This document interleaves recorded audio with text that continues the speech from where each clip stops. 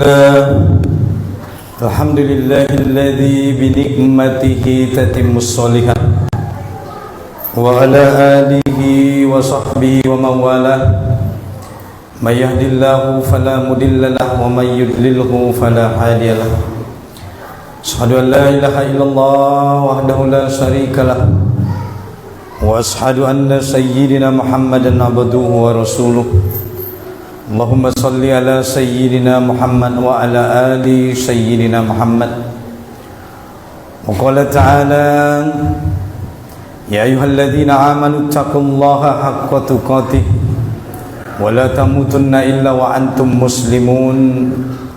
Wa qala ta'ala fi ayatil ukhra ya ayyuhalladzina amanu kutiba alaikumus syiyam kama kutiba 'alal ladzina min qablikum la'allakum tattaqun.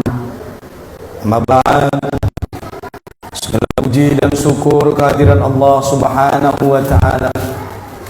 Dialah Allah Al-Khaliq yang Maha Pencipta, Al-Mudabbir yang Maha Pengatur, dan dialah Allah Asy-Syari' yang berhak membuat aturan dan undang-undang. Marilah kita senantiasa mensyukuri segala karunia dan nikmat yang diberikan oleh Allah, dengan kita bersama-sama meningkatkan keimanan dan ketakwaan kita di hadapan Allah, dengan menjalankan segala apa yang diperintahkan oleh Allah dan meninggalkan segala apa yang dilarangnya. Insyaallah dengan begitu kelak kita semua tergolong sebagai hamba-hamba yang bertakwa, hamba yang insyaallah kelak Allah masukkan kita ke dalam surganya. Surga jannatun tajari min tahtihal anhar, surga yang mengalir di bawahnya sungai-sungai yang kata Allah orang beriman kekal di dalamnya. Dan insyaallah mudah-mudahan kita semua tergolong sebagai orang-orang yang beruntung di hari akhirat kelak. Amin ya rabbal alamin. Salawat salam semoga senantiasa terlimpah tercurah kepada Sayyidul Anbiya wal Mursalin Khatamun Nabiyyin. Beliaulah baginda Rasulullah Muhammad sallallahu alaihi wasallam. Allahumma salli ala sayyidina Muhammad wa ala ali sayyidina Muhammad. Mudah-mudahan dengan kita senantiasa istiqomah meneladani mengikuti petunjuk daripada Rasulullah, kelak di hari akhirat kita adalah umat yang mendapatkan syafaat dari beliau. Amin ya rabbal alamin. Ma'asyiral muslimin rahimakumullah. Adapun tema khutbah kita pada kesempatan kali ini yaitu tentang keistimewaan daripada bulan Ramadan. Ma'asyiral muslimin rahimakumullah. Tidak ucapan yang lebih layak yang diungkapkan oleh orang-orang yang beriman kecuali senantiasa kita banyak-banyak bersyukur kepada Allah Subhanahu wa taala. Apalagi kita sudah berada di penghujung daripada bulan Sya'ban, dan insyaallah besok kita akan memasuki 1 Ramadan. Oleh karena itu banyak-banyak kita bersyukur, beristighfar, memohon ampun kepada Allah Subhanahu wa taala, bertaubat dengan sesungguhnya. Karena banyak di antara hamba-hamba Allah Subhanahu wa taala yang tidak lagi Allah berikan kesempatan untuk bertemu dengan bulan yang mulia ini. Oleh karena itu, marilah kita senantiasa meningkatkan keimanan, ketakwaan kita, terutama dalam rangka menyambut datangnya bulan suci Ramadan. Ma'asyiral muslimin rahimakumullah. Di dalam Al-Quran Allah Subhanahu wa ta'ala mengatakan, ya ayyuhalladzina amanu kutiba alaikumus syiyam kama kutiba alal ladzina min qablikum la'allakum tattaqun. Yang artinya, wahai orang-orang yang beriman, diwajibkan atas kalian berpuasa sebagaimana diwajibkan atas orang-orang sebelum kalian agar kalian bertakwa. Ma'asyiral muslimin rahimakumullah, bahwa ibadah puasa bulan Ramadan adalah ibadah yang Allah wajibkan kepada kita, yang itu artinya siapa yang tidak berpuasa nanti pada bulan Ramadan maka dia akan mendapatkan murka dan dosa dari Allah Subhanahu wa taala. Oleh karena itu puasa ini adalah juga telah diwajibkan kepada orang-orang sebelum kita, sebagaimana kita juga berpuasa pada bulan Ramadan. Maka orang-orang terdahulu berpuasa, ada yang syariatnya sehari berpuasa, sehari tidak berpuasa. Inilah yang disebut dengan namanya puasa Daud. Ada juga orang-orang yang dahulu, umat-umat terdahulu, mereka berpuasa pada pertengahan daripada setiap bulan Hijriah. Itulah puasa yang kita kenal dengan namanya puasa Ayyamul Bid. yang biasa dilakukan pada tanggal 13, 14, 15 setiap bulan Hijriah. Oleh karena itu kita juga umat Islam diwajibkan Allah berpuasa adalah bertujuan yang pertama, yaitu bagaimana agar kita menjadi orang-orang yang bertakwa. Sebagaimana daripada ujung ayat itu Allah mengatakan la'allakum tattaqun. Bagaimana dengan puasa itu menjadikan kita orang-orang yang bertakwa. Bukan hanya bertakwa di bulan Ramadan, tetapi juga kita akan nanti setelah selesai Ramadan ini akan bertakwa di 11 bulan yang akan datang.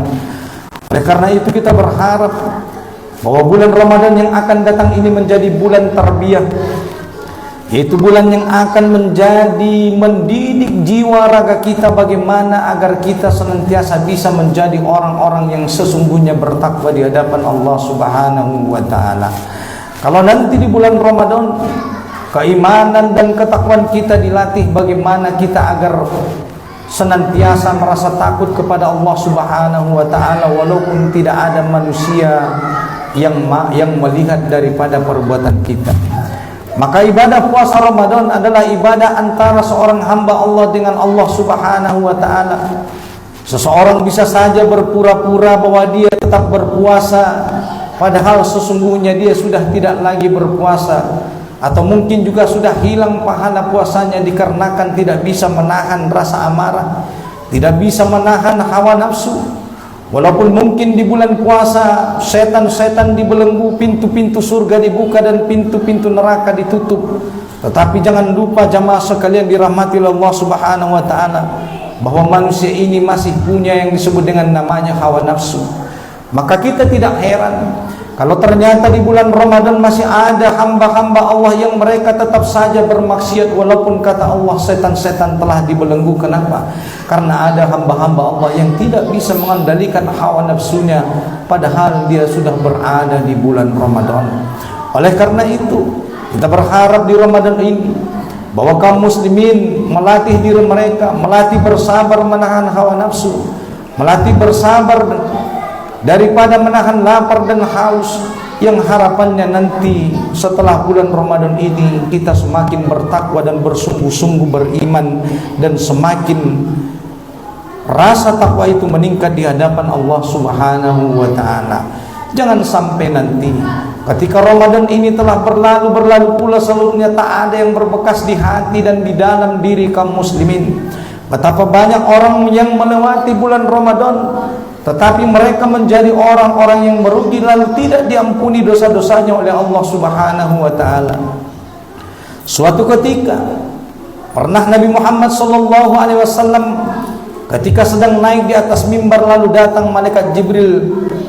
Malaikat Jibril mengatakan, "Ya Allah, ya Tuhanku, sungguh merugilah orang-orang yang dia berjumpa dengan Ramadan, tetapi Ramadan itu tidak menjadikan dosa-dosanya diampuni oleh Allah Subhanahu wa taala." Lalu Rasulullah sallallahu alaihi wasallam mengatakan amin. Oleh karena itu, jangan sampai kita nanti bertemu dengan satu bulan Ramadan, yaitu bulan yang mulia, tetapi bulan Ramadan itu tidak menjadikan dosa-dosa kita diampuni oleh Allah Subhanahu wa taala.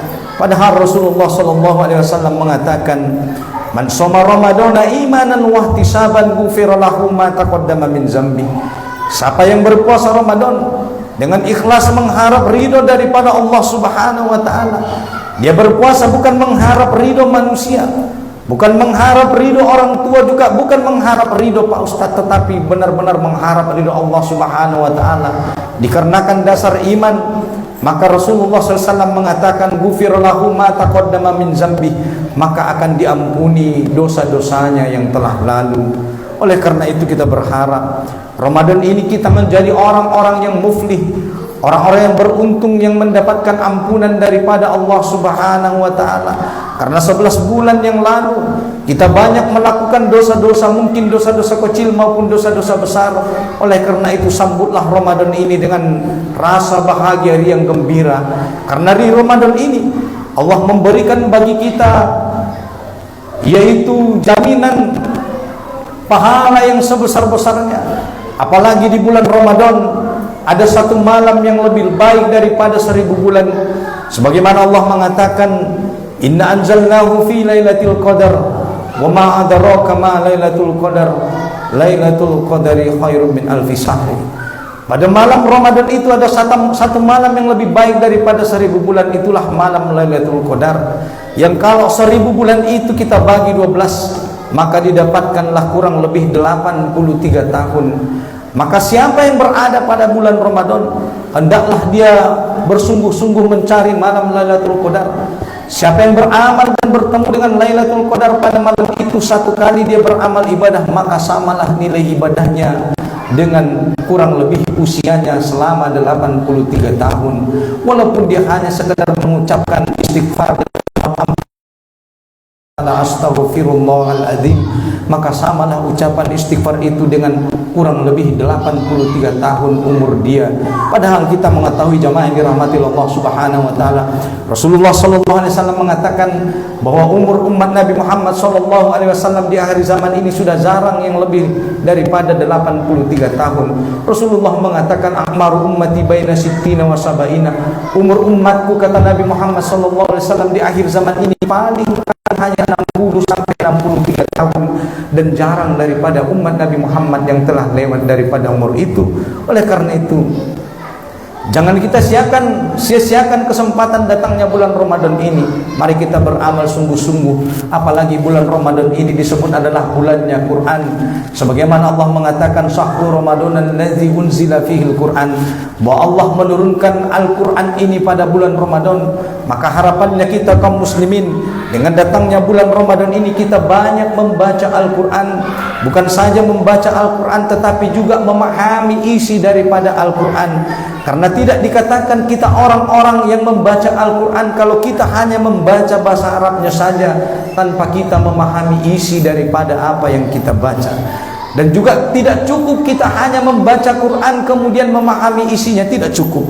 Tetapi setelah kita membaca, kemudian kita memahami, lalu kita mengamalkan isi Al-Quranul Karim, barulah kita tergolong sebagai hamba-hamba yang beriman, hamba-hamba yang tidak dikategorikan orang-orang yang mengabaikan Al-Quran. Sebagaimana Allah mengatakan dalam surah Al-Furqan surah ke-25 ayat ke-30, Allah Subhanahu wa taala mengatakan wa qala ar-rasul ya rabbi inna qaumi ittakhadhu hadzal qur'ana mahzura. Rasulullah mengadukan umatnya ini kepada Allah Subhanahu wa taala. Dengan Rasulullah mengangkat kedua tangannya lalu mengatakan wa qala Rasul, berkata Rasul sallallahu alaihi wasallam, ya Rabbi, ya Allah, ya Tuhanku, inna qaumi ittakhadhu hadzal qur'ana mahzura. Sesungguhnya umatku, sesungguhnya kaumku mengabaikan Al-Qur'an. Para ulama tafsir mengatakan bahwa ayat ini bukan hanya ditujukan kepada umat Islam, tetapi kepada siapa saja manusia yang tidak mau membaca Quran, tidak mau memahami Al-Quran, tidak mau mengamalkan isi Al-Quran, maka termasuklah dia kepada orang-orang yang diadukan oleh Rasulullah sallallahu alaihi wasallam kepada Allah Subhanahu wa taala. Naudzubillah summa naudzubillah. Oleh karena itu, jemaah Jumat yang dirahmati Allah Subhanahu wa taala, mumpung dengan datangnya bulan Ramadan ini, kita memperbanyak Al-Quran, mengajak keluarga kita, anak-anak kita, kaum kerabat kita untuk bersama-sama mentadabburi ayat-ayat Allah Subhanahu wa taala, memahami apa bahasa cinta Allah Subhanahu wa taala, lalu mengamalkan daripada Al-Qur'an tersebut. Kalau di 11 bulan yang lalu mungkin kita tidak punya waktu untuk berkumpul dengan keluarga, beribadah bersama, membaca Quran bersama, maka inilah saatnya bagi kita, antara orang tua dengan anaknya, antara suami dengan istrinya, untuk kembali bersama-sama meningkatkan keimanan dan ketakwaan di hadapan Allah Subhanahu wa taala. Karena Rasulullah sallallahu alaihi wasallam mengatakan, kullu amal ibnu Adam lahu illa siyam. Seluruh amal anak Adam adalah baginya kecuali puasa, kata Allah Subhanahu wa taala. Maka kata Allah Subhanahu wa taala, fasyamu fa innahu li wa ana azajibih. Maka puasa ini untukku, kata Allah, dan akulah yang akan membalas daripada ibadah puasa itu.